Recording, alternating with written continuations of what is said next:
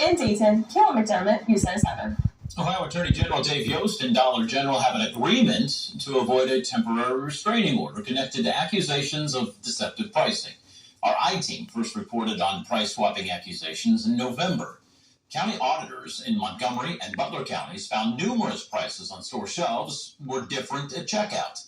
Dollar General must follow through on several terms and conditions, including requiring stores honor prices on the shelves.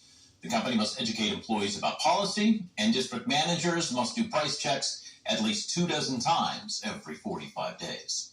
And lawmakers in D.C. are looking over K-12 education. Today, they talked with educators, parents, and state leaders about ways to deal with learning loss because of the pandemic. Colorado's governor said his state is investing in more community programs, hoping to improve student achievement. A senior advisor for the American Federation for Children wants Congress to consider a K-12 federal scholarship tax credit. This would create an education saving account for families. Can be used for eligible education purposes for K-12, and so these can be tuition, but also tutoring, therapies, textbooks, and if the funds are left over, they can be even rolled over and used for college. Close achievement gaps in innovative ways, like the creation of a mobile learning center that brings resources, internet, and learning opportunities directly to students in mountainous Lake County, Colorado. Some lawmakers also want colleges and universities to be more transparent about their educational outcomes and costs. And now, your Storm Center 7 forecast with meteorologist Robert Gauthreaux III.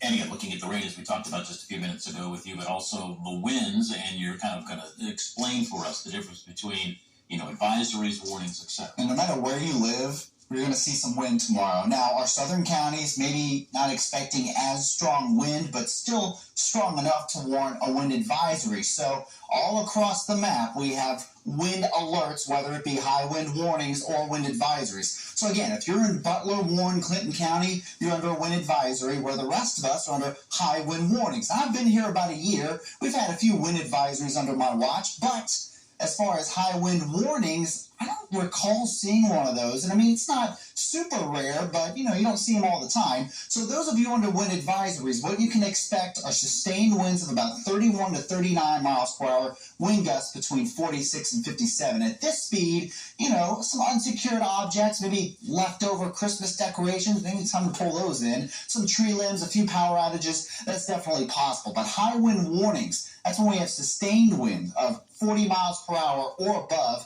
or wind gusts 58 miles per hour and above, and we are expecting wind gusts above that. That's actually severe thunderstorm strength wind gusts, but it's not associated with a thunderstorm or convective system in this case. It's just strong wind. So the impacts here, some blown trees, some power lines, also some high vehicles as well, as you'll probably see some isolated power outages too. Now, wind gusts are expected to begin to increase here overnight, and you can see here's about 6 a.m., you're looking at about 30 miles per hour, but as we move later into the morning hours and then closer to lunchtime, even into the afternoon, those winds are going to be picking up as we move to about 45 to 50 miles per hour. So it's going to be a very windy day tomorrow. It's starting off wet now, and might even hear a few rumbles of thunder. I haven't personally heard any yet or really seen much of that on the radar, but don't be surprised if you do hear that. But it's going to be a breezy day tomorrow, so just be aware. As we move into even Friday morning, it still remains a little bit breezy, not as gusty as tomorrow, but you can see even by 5 a.m. Friday, you're still looking at about 20 to 25 mile per hour winds. So outside right now, Austin Landing, the roads are a little bit wet